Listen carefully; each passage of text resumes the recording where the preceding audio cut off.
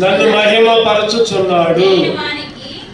నేను వానికి దేవుని రక్షణ కనపరుచున్నట్లు వాడు మార్గము సిద్ధపరచుకొనెను. దేవుణ్ణి స్తుతించాలి. మనం దేవుణ్ణి స్తుతించాలి. స్తుతి యాగం అర్పించాలి. యాగం అంటే చెప్పండి, యాగం అంటే ఏంటి? యాగం అంటే అర్పణ. అర్పణ అంటే యాగం. ఆ రోజుల్లో యాగాలు ఎట్లా చేసేవాళ్ళంటే కట్టెలు పెట్టి బాగా నిప్పులు పెట్టి ఏదైనా కాల్చి దేవునికి బలిపెట్టని అర్పించేవారు. మేకను లేకపోతే గొర్రెను లేకపోతే కొన్ని జంతువులను కట్టెల పెట్టి కాల్చి వాటి మీద బలియాగం అర్పించి స్తుతియాగం అర్పించి దేవుణ్ణి ఘనపరిచేవారు. ఈ రోజుల్లో యాగాలు చేయక్కర్లా, ఎందుకంటే యేసుక్రీస్తే ఒక బలిగా వచ్చాడు. యేసుక్రీస్తే తను తాను అర్పించుకున్నాడు. కాబట్టి మనం ఏమి యాగాలు చేయక్కర్లా. ఒకే ఒక యాగం చేయాలి. ఏంటిదంటే ఆ యాగం స్తుతి యాగం. ఏంటిదంటే ఆ యాగం స్తుతి యాగం. స్తుతులు చెల్లించడం మన పని. అందుకనే ఆసాపు గారు రాసుకుంటూ స్తుతి యాగము అర్పించేవాడు నన్ను మహిమపరచుచున్నాడు. ఎందుకంటే దేవుడు మనల్ని కొనుక్కున్నాడు, విలువ పెట్టి కొనుక్కున్నాడు. ఎందుకు కొనుక్కున్నాడు చెప్తారు కదన్నా? ఆయన మహిమ కోసం రాయబడింది. అక్కడ చదవడం మాట 1 కొరింథీ 6వ అధ్యాయం 1 కొరింథీ 6వ అధ్యాయం 20వ వచనం. 1 కొరింథీ 6వ అధ్యాయం 20వ వచనం. మీరు మీ సొత్తు కాదు, విలువ పెట్టి కొనబడిన వారు కనుక మీ దేహముతో దేవుణ్ణి మహిమపరచుని. దేహం అంటే ఎన్ని ఉన్నాయి దేహంలో? 3 ఉన్నారు. 3 ఇంకా చెప్పండి, దేహంలో ఎన్ని ఉన్నాయి? దేహంలో చాలా ఉన్నాయిలే, కానీ గార్జీ చెప్పినట్టు కరెక్టే 3 ఉన్నాయి. ఏమంటే చెబుతాం గార్జీ?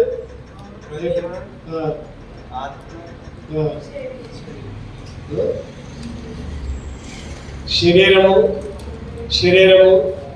ప్రాణము, ఆత్మ.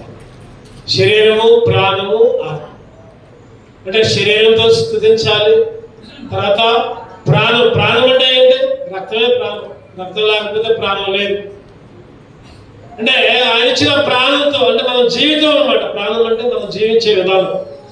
ప్రాణంతో దేవుని స్తుతించాలి, శరీరంతో దేవుని స్తుతించాలి, ఇంకా ఆత్మతో దేవుణ్ణి స్తుతించాలి. అందుకనే మీరు విలువ పెట్టి కొనబడిన వారు కనుక మీ దేహముతో దేవుణ్ణి మహిమపరచాలి.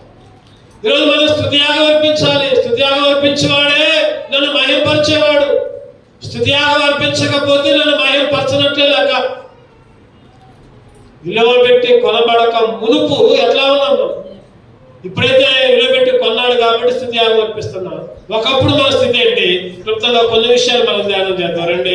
విలువ పెట్టి కొన్నాడు, కొనబడక మునుపు ఎట్లా ఉన్నామంటే చూద్దాం. మొదటిగా రోమీయులకు రాసిన పత్రిక 7వ అధ్యాయం. రోమీయులకు రాసిన పత్రిక 7వ అధ్యాయం 14వ వచనం చదవండి. ధర్మశాస్త్రము ఆత్మ సంబంధమైన ఎరుగు, అయితే నేను పాపమునకు అమ్మబడి శరీర సంబంధే. ఏ సంబంధం చెప్పండి? మనం శరీర సంబంధం. పాపానికి దాసులుగా ఉన్నాం, పాపానికి బానిసలుగా ఉన్నాం. విలువ పెట్టి కొనబడక మునుపు పాపానికి బానిసలుగా ఉన్నాం. మాయలకి, మోసాలకి, అబద్ధాలకి, దొంగతనాలకి, శరీర కార్యాలకి బానిసలుగా ఉన్నాం. అందుకనే దేవుడు అంటున్నాడు, ఒకప్పుడైతే మీరు బానిసలుగా ఉన్నారు, ఒకప్పుడైతే మీరు శరీర సంబంధులుగా ఉన్నారు. అందుకనే నా విలువైన రక్తం పెట్టి మిమ్మల్ని కొనుక్కున్నాను. నన్ను మహిమపరచండి, నాకు స్తుతులు చెల్లించండి. అదే రోమీయులకు రాసిన పత్రిక 6వ అధ్యాయంలో 6వ అధ్యాయం 17వ వచనం చదివితే, మీరు పాపమునకు దాసులైంటివి కానీ పాపములకు దాసులై ఉంటుంది. పాపములకు ఒకప్పుడు నువ్వు నేను శరీర సంబంధిగా ఉన్నావు, ఒకప్పుడు నువ్వు నేను పాపానికి దాసులుగా ఉన్నావు, ఒకప్పుడు నువ్వు నేను మాయకి, మోసాలకి, చెడ్డ ఆలోచనలకి, చెడ్డ తలంపులకి, రకరకాల విషయాలకు దాసులుగా ఉంటే ఆయన విలువ పెట్టి కొనుక్కొని మనల్ని ఆ దాసత్వం నుంచి విడిపించారు. ఆ దాసత్వం నుంచి విడిపించారు. అందుకే దేవుని స్తుతించాలి, అందుకనే దేవునికి స్తుతియాగం చెల్లించాలి, అందుకనే దేవునికి కృతజ్ఞత అర్పణలు అర్పించాలి. దేహముతో, శరీరంతో, ప్రాణముతో, ఆత్మతో దేవుని స్తుతించాలి. మొదటిగా శరీర సంబంధం. ఒకప్పుడైతే యేసుక్రీస్తు విలువ పెట్టి కొనబడక ముందు పరిస్థితి. రెండవదిగా చూద్దామండి, రెండవ రాజులు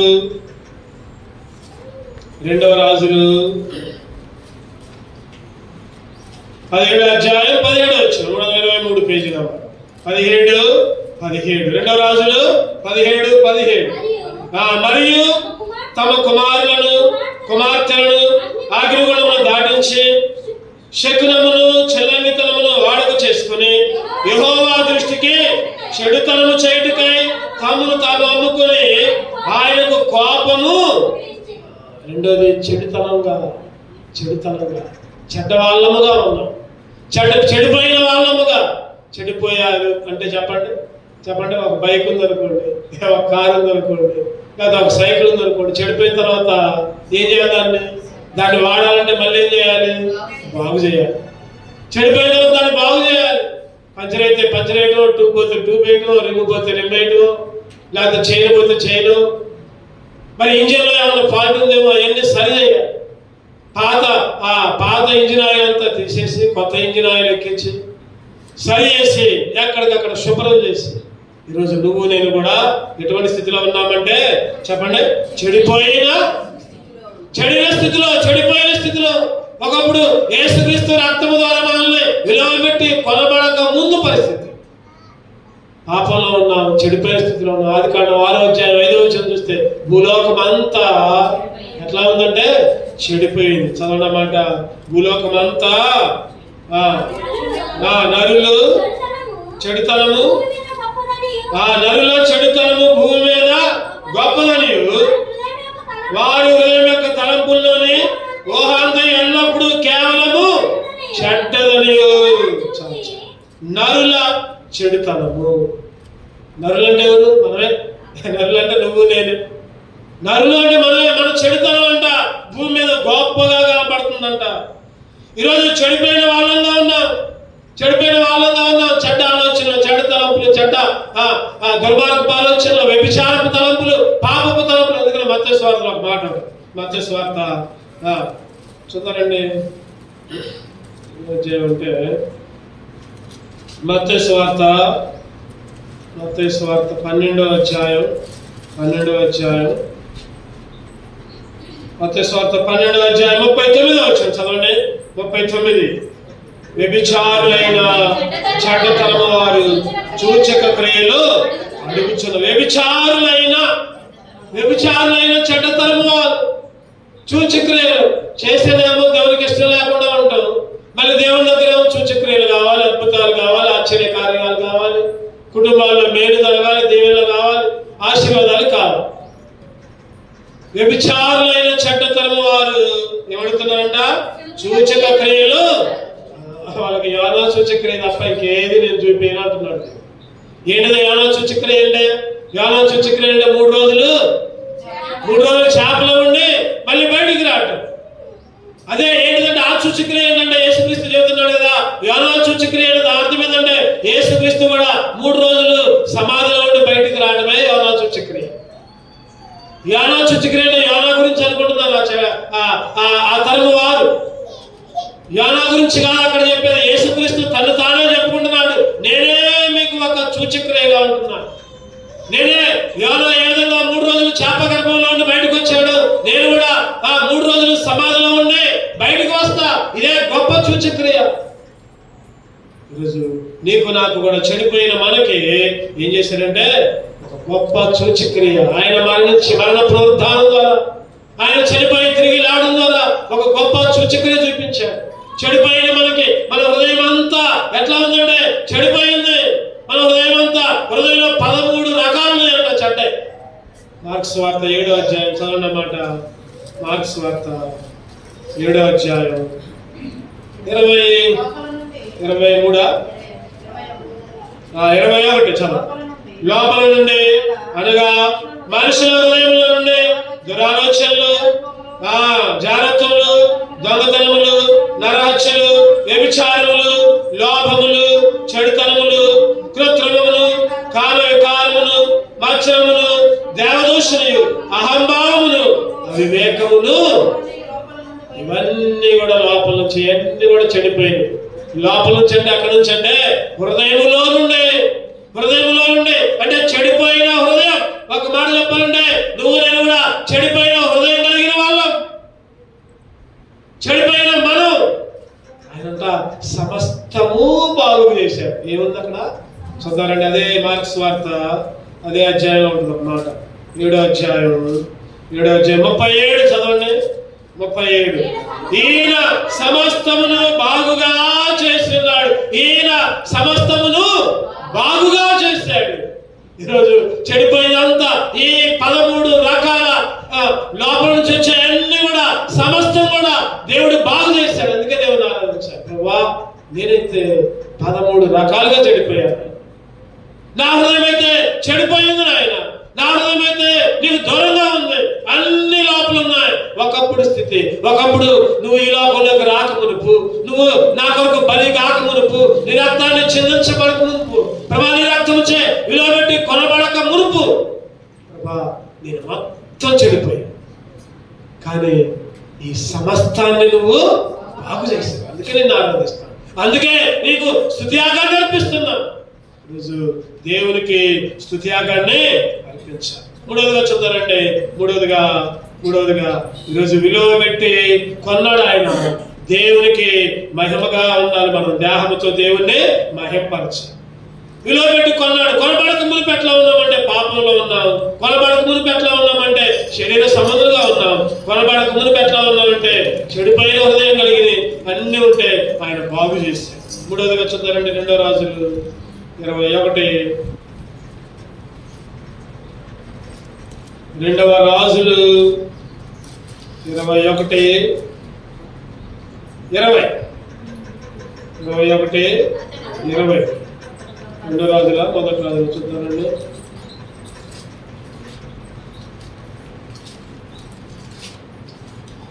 మొదటి రాజులు చూద్దామండి. 20 మొదటి రాజులు 21:20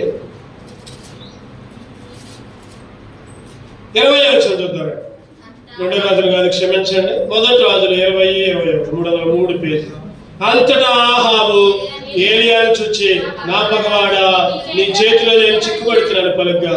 ఏలియా ఇట్లను, యెహోవా దృష్టికి కీడు చేయుటకు నిన్ను నీవే. ఎటువంటి వాళ్ళం అంటే కొనబడక మునుపు కీడు చేసే వాళ్ళం మనం. ఎటువంటి వాళ్ళని చెప్పండి.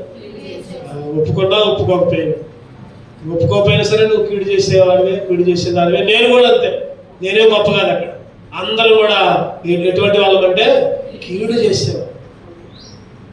అందరూ కూడా దేవుడు మనల్ని విలువ పెట్టి కొనబడక మునుపు ఎటువంటి స్థితి అంటే కీడు చేసే పరిస్థితి. ఏ మాత్రం కూడా మంచి చేసే ఉద్దేశమే ఏ మాత్రం కూడా లేదు. అందరికీ కీడే. చెప్పండి, పైకి కీడు చేయకపోయినా లోపల కీడు ఆలోచిస్తాం. లోపల కీడు గురించి ఆలోచిస్తాం.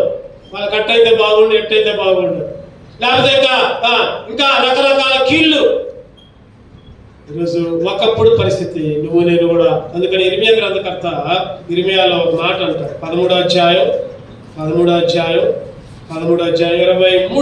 ఇర్మియా 13:23 ఇర్మియా 13 చదవండి అన్నమాట. ఇర్మియా 13:23 కూషు దేశస్థుడు తన చర్మమును మార్చుకొనగలడా? చిరుతపులి తన మచ్చలను మార్చుకొనగలదా?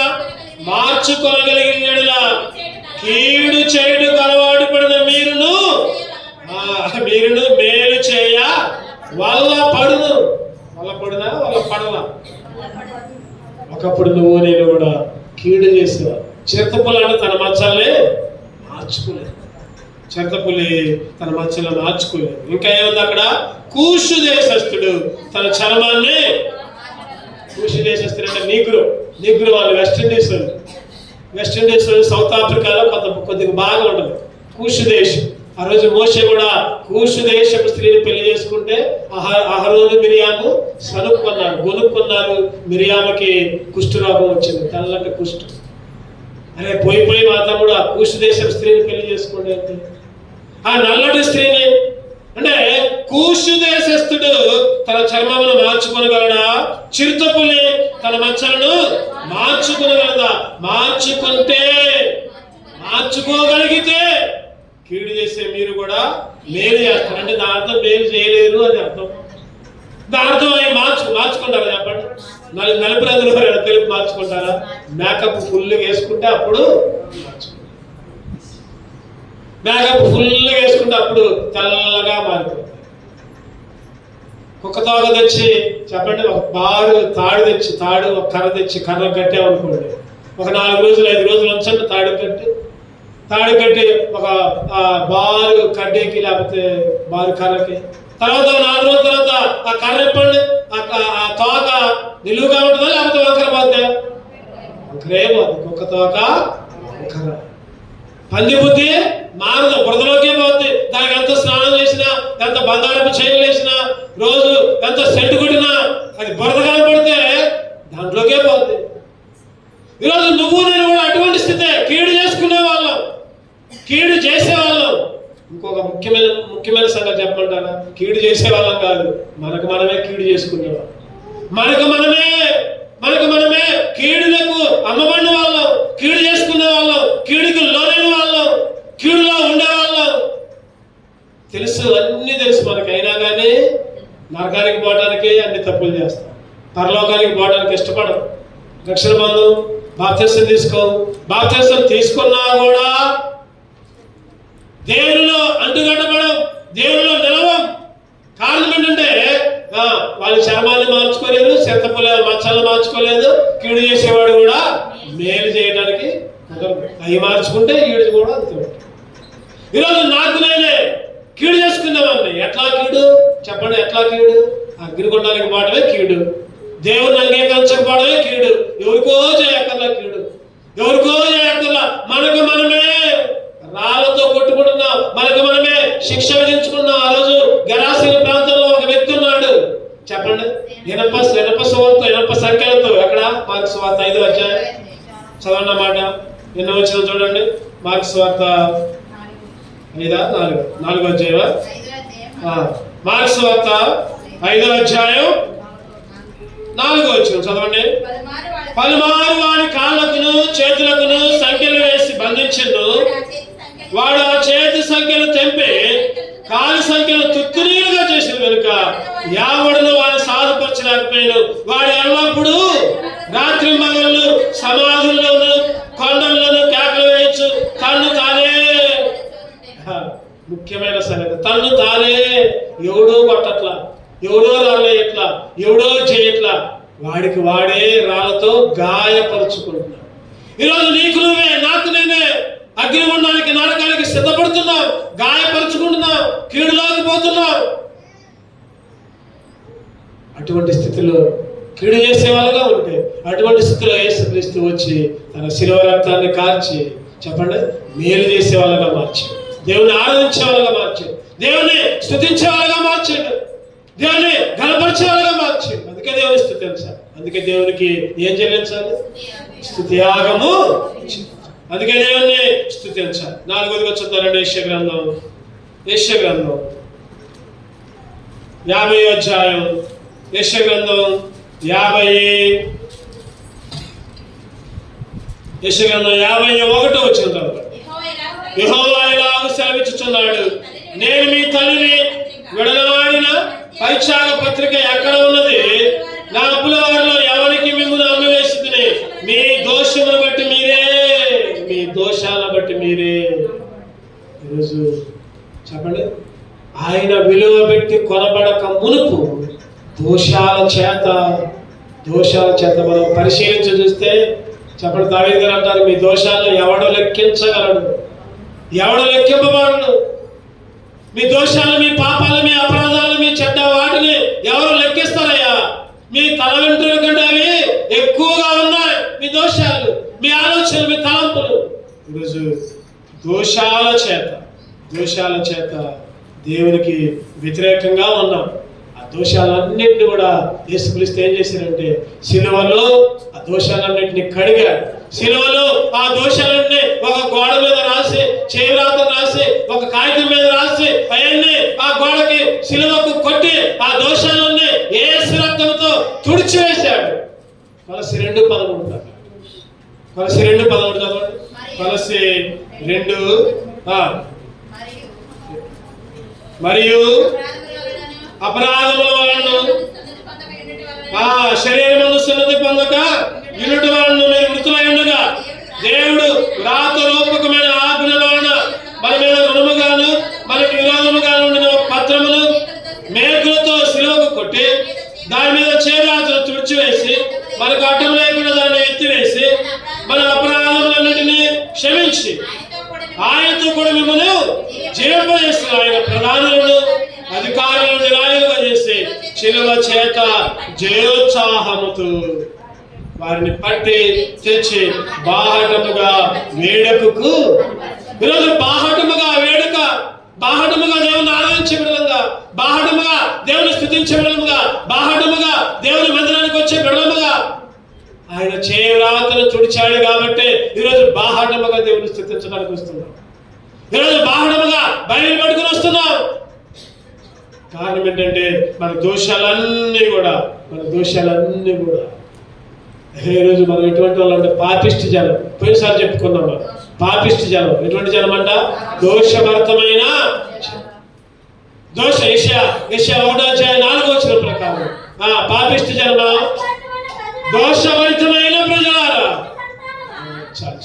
ఎటువంటి ప్రజలు అంటే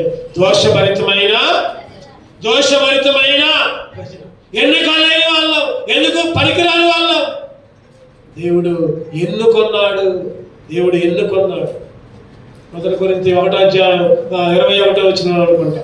1 కొరింథీ 1:1 జ్ఞానులను సిగ్గుపరచడానికి 1:27-29 కలిసి ఉన్నాయి. చదవండి. ఏ శరీరే దేవుని ఎదుట అతిశయపడినట్లు జ్ఞానులను సిగ్గుపరచుటకు లోకముల నుండి వెర్రి వారిని ఎన్నుకున్నాడు.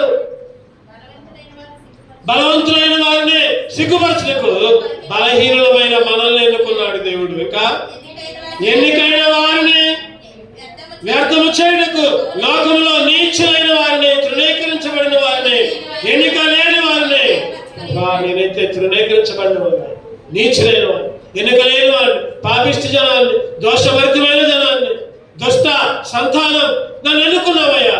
విలువ పెట్టి కొనబడక మునుపు ఈ స్థితి అయ్యాను. ఇటువంటి పరిస్థితి ప్రభా. అవన్నీ కూడా పాపిష్టి జనం, దోషభరితమైన జనం, దుష్ట సంతానం, ఎన్నిక లేని వాళ్ళు, నీచు లేని వాళ్ళు, తృణీకరించు, ఇవన్నీ మనమే, ఇవన్నీ నాయే, ఇవన్నీ నీయే. ఈరోజు దేవుడు కొనుక్కున్నాడు. వీటినన్నింటినీ కూడా తీసివేశాడు. వీటినన్నింటినీ తీసివేసి చెప్పడం నీతిమంతులుగా మార్చాడు. నీతిమంతులుగా దేవుని స్తుతించబడగా దేవుడు చేసుకున్నాడు. అందుకే దేవుని ఆరాధించాడు. చివరగా ఇంకొకటి చూసుకుని మనం ఆరాధన కదా రండి. తీతుకు రాసిన పత్రిక 3:3 తీతుకు రాసిన పత్రిక 3:3 ఎందుకనగా మనము కూడా మునుపు అవిధేయులమును మోసపోయిన వారమును నానా విధమైన దురాశలకును భాగములకును దాసులమై ఉండే దుష్టత్వమునందును అసహ్యులను కాలము గడుపుచు అసహ్యులమై ఒకరినొకడు ద్వేషించుచు ఉంటమే. ఒకరినొకరు ద్వేషించుకుంటూ ఒకప్పుడు మునుపు అంటే యేసుక్రీస్తు రక్తములో కడగబడక మునుపు, విలువ పెట్టి కొనబడక మునుపు ఈ లక్షణాలన్నీ మనయే. అవివేకులమంట, ఇంకా అవిధేయులమంట, ఇంకా మోసపోయిన వారమంట, నానా విధాలైన దురాశలకును భోగాలకును దాసులమైండి దుష్టత్వమునందును అసూయందును దుష్టత్వమే కాలం గడుపుతున్నాం. అట్లా కాలం గడుపుతున్నాం, అసూయలో కాలం గడుపుతున్నాం. నానా విధమైన భోగాలకి అలవాటు పడిపోయాం. లోక భోగాలకి అలవాటు పడిపోయాం ఈరోజు. అందుకనే ఒక పాట ఉంటుంది. ఏ పాట అంటే లోక భోగాలపై నా నేత్రాలు చూపుము.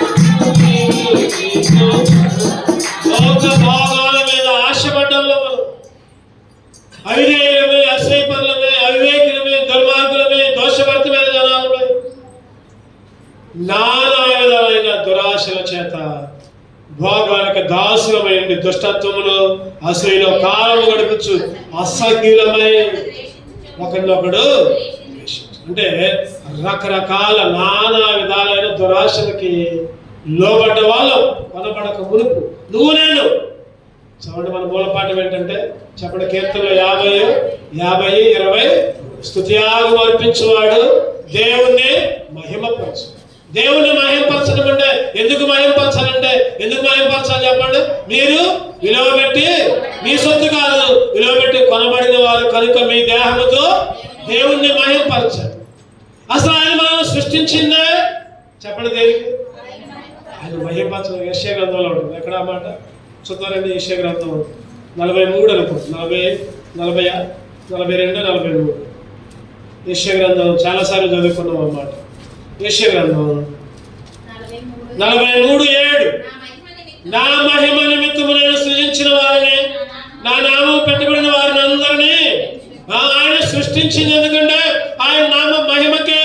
అందుకని ఆయన కొనుక్కున్నాడు, విలువ పెట్టి కొనుక్కున్నాడు. కొనుబడక మునుపు ఎటువంటి స్థితి అంటే చెప్పండి ఒకటది శరీర సంబంధం, పాపానికి దాసులు. రెండవది చెడు చేసేవాళ్ళం. రకరకాలుగా ఎన్ని రకాలు ఉన్నాయి అక్కడ? 13 రకాలుగా. ఉదయం అంతా చెడిపోయి ఉంటే ఆయన సమస్తమును బాగు చేశాడు. మూడవది కీడు చేసేవాళ్ళం. ఒక మాట కీడు చేసేవాళ్ళమా అనేకంటే నాకు నేనే కీడు చేసుకునేవారు, నాకు నేనే రాళ్ళతో కొట్టుకునేవాడిని అనుకుంటే ఇంకా మంచిది. ఒకప్పుడు నాకు నేనే కీడు చేసేవాడిగా ఉన్నాను. నాలుగవదిగా చెప్పండి, దోషాలు. పాపిష్టి జనం, దుష్ట సంతానం, దుర్మార్గమైన సంతానం, వ్యభిచారమైన సంతానం, దోషాల చేత కప్పబడే వాళ్ళం. అందుకని ఆయన మన యెషయా 53:5 అనుకోండి, 5 ఉంటుంది. మన దోషాలను బట్టి ఆయన నలగా కొట్టబడింది. మన పాపాలను బట్టి ఆయన సిలువ వేయబడి, ఆయన మన దోషాలకి ఆయన నలగొట్టబడ్డాడు. దోషాలు విలువ పెట్టి కొనబడుతుంది. 5వదిగా నానా విధములైన దురాశ, అసూయ, ద్వేషం, పాపం, దుర్మార్గం, అవివేకం, అసహ్యం. ఎన్నో రకాలుగా ఈ 5 రకాలుగా ఉంటే దేవుడు ఏం చేశాడంటే విలువ పెట్టి చదవడం మాట మళ్ళీ ఒకసారి 6:20 మొదలు కొరింథీ. మీరు విలువ పెట్టి కొనబడిన వారు కనుక మీ దేహముతో దేవుణ్ణి మహిమపరిచే వాళ్ళముగా. 1 కొరింథీ 1:19 ప్రకారం క్షయమైన వాటి చేత కాదు, క్షయమైన డబ్బు పెట్టి విమోచించలా చెప్పండి, బంగారం పెట్టి విమోచించలా. చదవడం అన్నమాట 1 పేతురు 1 అధ్యాయం పితృపారంపర్యమైన వ్యర్థ ప్రవర్తన విడిచిపెడినట్లుగా వెండి బంగారములు వంటి క్షయ వస్తువుల చేత మీరు విమోచించబడలేదు, కానీ అమూల్యమైన రక్తము చేత అనగా నిర్దోషమును నిష్కలంకమైన గొర్రె పిల్ల వంటి క్రీస్తు రక్తము చేత. ఏ రక్తం అంట? అక్కడ ఒక మాట ఉంది, విమోచింపబడితే. చెప్పండి, విమోచన అంటే అర్థం చెప్పండి. అసలు విమోచన అంటే విడిపించబడటం, విడుదల చెందించబడటం. ఒక గ్రామంలో ఒక పశువులు ఉందనుకోండి, పశువులు ఉన్నాయనుకోండి, ఓ చాటింపేస్తారు. ఇగో ఈ పొలాల్లోకి రాకుండా మీ పశువులు మీరే జాగ్రత్తగా ఉంచుకోండి. పొలాల్లోకి వస్తే ఇగో పంటలు వేస్తున్నాం, లేకపోతే ఇంకేదో వేస్తున్నాం, పొలాల్లోకి వస్తే మేము కట్టేసి బంజర దొడ్లోకి పంపిస్తాం, చాటింపేస్తారు. వేస్తారా ఏరా? చెప్పండి, మనకు తెలిసింది. నేను కూడా విన్నా ఒకసారి చాటింపు. ఎవరండి పొలాలు సాగు చేస్తున్నారు, పంటలు వేస్తున్నారు, మీ పశువులు జాగ్రత్తగా మీరు దగ్గరుండి కాపు కాసుకోండి.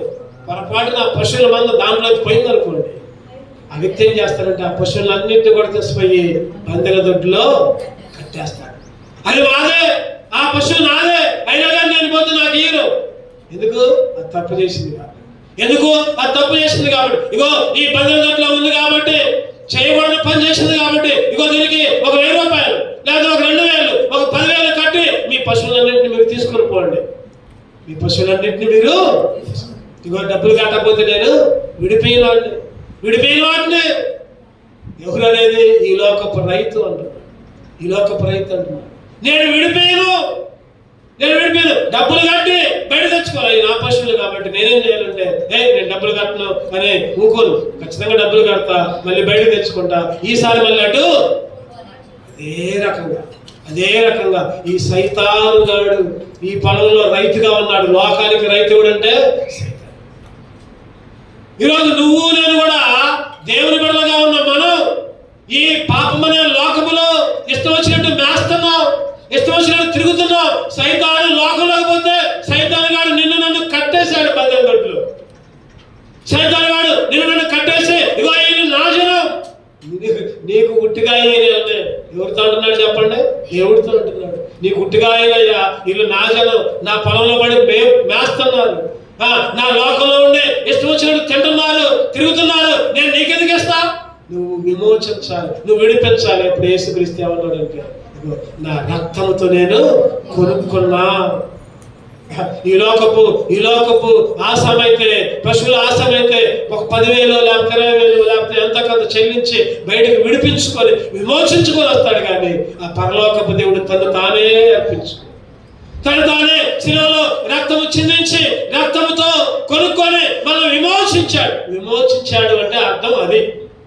సైతాను గాడి బానిసలుగా ఉన్నాం మనం. ఈ లోకం ఎవరిదంటే చెప్పండి? మత్తయి సువార్త 4వ అధ్యాయం ప్రకారం ఇగో ఈ లోకం అంతా నాదేనయ్యా. ఎవరితో? దేవుడితోనే అంటున్నాడు సైతాను గాడు. యేసుక్రీస్తు అంటున్నాడు, ఇగో లోకం ఆయనన్నీ చూపించాడు, లోక భోగాలన్నీ చూపించాడు. ఇగో ఈ లోకం చదవనమాట. మత్తయి సువార్త 4వ అధ్యాయం ఎన్నో వచ్చిన?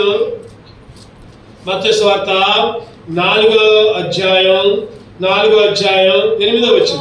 ఇది 8వ వచ్చిన. మరలా అది మిగిలిన తైన కొండ మీద ఆయన తోడుకొని పోయి ఈ లోక రాజ్యాలన్నిటినీ వాడి మహిమలో ఆయనకు చూపి నీవు సాగిల పడి నాకు యేసుక్రీస్తునే శోధించాడు. నువ్వు నేను ఒక లెక్క కాదు సైతాను గాడికి.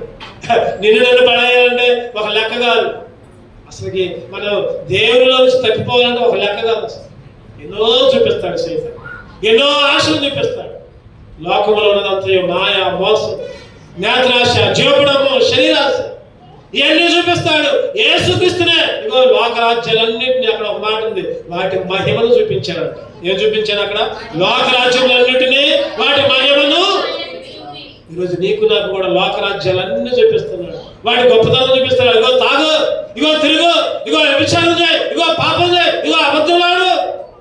వాటిలో ఉన్న గొప్పతనం. అబద్ధం ఆడితే బలే తప్పించుకుంటాను. ఇగో మోసం చేస్తే బలే తప్పించుకుంటా. ఇగో తాగితే ఎంతో సుఖం ఉంటుంది. ఇగో ఆడు చూద్దాం, ప్యాకెట్ ఆడు.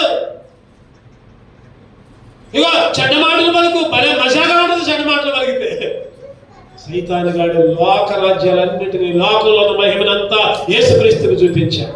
ఈ లోకమనే దాంట్లో బందీలుగా నిన్ను బందీలుగా ఉంచితే ఆయన విలువైన రక్తాన్ని అమూల్యమైన రక్తాన్ని, గొర్రెపిల్ల రక్తాన్ని నీ కొరకు నా కొరకు కార్చి సిలువలో బలి అయ్యి జొన్నబడి వీపున గుచ్చబడి ఎన్నో ఎన్నో ఎన్నో శిలువ శ్రమలు భరించి ఈ రోజుల్లో సిలువలు మోసుకొని పోతున్నారు, కొట్టినట్టు యాక్షన్ చేస్తున్నారు, సిలువలు మోస్తున్నారు, లేకపోతే ఎన్నో చేస్తున్నారు. అవన్నీ విడిచిపెట్ట, అవన్నీ కాదు ఇప్పుడు చేయాల్సిందే, అయిగా చేయాల్సిందే. నీ హృదయాన్ని మార్చుకో, నీ తలంపులు మార్చుకో, నీ చెడు ఆలోచన మార్చుకో. అప్పుడు దేవునికి సంతోషం. నువ్వు సిలువలు పోతే ఏం ఉపయోగం? సిలువలు పోతే ఇంకా దేవుడు సిలువని మోస్తున్నాడు నీ పాపం కోసం. ఇంకా దేవుడు సిలువలోనే ఉంటున్నాడు, రోజు సిలువ వేస్తున్నావు. ఒక ఆయన అంటున్నాడు ఇప్పుడు యేసుక్రీస్తు 2000 సంవత్సరాలకు ముందు ఎప్పుడో సిలువ వేశారు, చనిపోయాడు, తిరిగి లేచాడు. అవి జ్ఞాపకం చేసుకొని ఇప్పుడు నువ్వు దేవుల్లోకి రా, చెడ్డవాటిని వదిలిపెట్టు. అంతేగాని నువ్వు సిలువ మోయాలని కాదు, లేదా నువ్వు సిలువ మెల్ల వేసుకోవాలని కాదు, అంతేగాని సిలువ శ్రమల్లో నువ్వు కూడా పొందాలని కాదు. నువ్వు దేవునికి వ్యతిరేకంగా ఉండి ప్రతిరోజు, ప్రతి గంట, ప్రతి నిమిషం యేసుని ఏం చేస్తున్నావు చెప్పండి? నువ్వు అబద్ధం అన్నప్పుడల్లా సిలువ వేసినట్టే గుర్తుపెట్టుకో. నువ్వు దొంగతనం చేసినప్పుడల్లా, నువ్వు చెడ్డ ఆలోచనలు ఆలోచించినప్పుడల్లా, నువ్వు చెడ్డతనములు తాల్చినప్పుడల్లా దేవుణ్ణి ఇంకా ఇంకా ఇంకా ఇంకా సిలువ వేస్తున్నా, ఇంకా ముళ్ళ కిరీటాన్ని అనకూడుతున్నా, ఇంకా పక్కల బలాన్ని పొడుస్తున్నా. ఈరోజంతా వేషధారణ క్రైస్తవం అయిపోయింది. చూస్తే ఏడుపు వస్తుంది. అయ్యో క్రైస్తవం ఎట్లా తయారవుతుంది సిలువలో వెంబడిపోవడం, జనమంతా వెంబడిపోవడం, ఒక బిందె నీళ్ళు కొమ్మరీయడం, మా పాపాలు బయలుపడడం. ఏంటి ఆచారాలు? ఆ నీళ్ళు విగ్రహాలు అంతా చేస్తున్నారు, సిలువ కూడా అంతా చేస్తున్నారు. వాళ్ళకి నీకు సంబంధం ఏంటి? క్రైస్తవం ఎట్లా ఉందంటే ఒక మతం మత్తులో పడి, ఒక కుల మత్తులో పడి, లేకపోతే ఇంకా రకరకాల శోధనలో పడి క్రైస్తవ్యం ప్రతిరోజు కూడా దేవుణ్ణి బాహాటముగా సిలువ వేస్తున్నాడు. అది కాదు దేవుడు కోరుకునేది. ఆయన సిలువలో నీ పాపాన్ని నా పాపాన్ని కడిగి ఆయన విలువ పెట్టి కొనుక్కున్నాడు, రక్తం కాచి. ఇంకా ఆ రక్తంతో వద్దు, ఇంకా ఆ సిలువతో వద్దు, మనల్ని మనం మార్చుకోవాలి. ప్రభాని రక్తాన్ని చిందించాడు. అందుకనే నేను స్తుతియాగములు అర్పించి చెప్పండి దేవుణ్ణి ఆ సిలువ శ్రమలను ధ్యానించుకొని ప్రభువా రోజు సిలువ వేయకుండా నన్ను ఉంచాయా, రోజు ప్రతి గంట ప్రతి నిమిషం. ఈరోజు చాలా మంది దేవుణ్ణి ఇంకా ఇంకా ఇంకా సిలువకే అప్పచెబుతున్నారు, సిలువలోనే ఉంచుతున్నారు. సిలువ కార్యం జరగట్లా హృదయంలో. ఆయన సిలువ వేయబడిన కార్యం అసలు ఉద్దేశం అది కాదు, హృదయంలో సిలువ కార్యం జరగట్లా. అందుకనే ఆసాఫు గారు అంటున్నారు, స్తుత్యాగం చెల్లించి దేవుణ్ణి మహిమపరచువాడే స్తుత్యాగము. మహిమపరచకపోతే ప్రాణముతో ఆత్మతో చదవండి. చివరగా ఒక మాట ముగించుకుందాం. చివరగా ఒక మాట ఎక్కడంటే 1 తెస్సలోనికైలకు రాసిన ప్రాణం, శరీరం, ఆత్మ అనే మాట ఉంటుంది. 1 తెస్సలోనికైలకు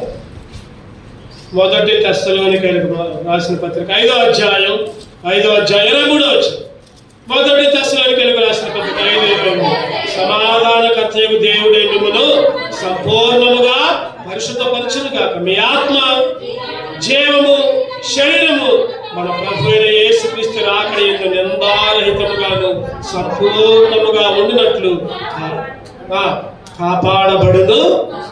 ఏంటి అంటే ఆత్మ, శరీరం, జీవం. ఆత్మ, శరీరం, జీవం. మూడు రకాలు దేవునికి స్తుత్యాగం అర్పించాలి. అటువంటి స్తుత్యాగం అర్పించే బిడ్డగా మరొకసారి 50వ కీర్తన మూలపాఠాలు చదువుకుందాం. 50వ కీర్తన 23వ అందరం కలిసి చదువుకుందాం. 50వ కీర్తన 23వ అందరం కలిసి చదువుకుందాం. స్తుత్యాగము చదవండి అందరం కలిసి. స్తుత్యాగం అర్పించేవాడు నన్ను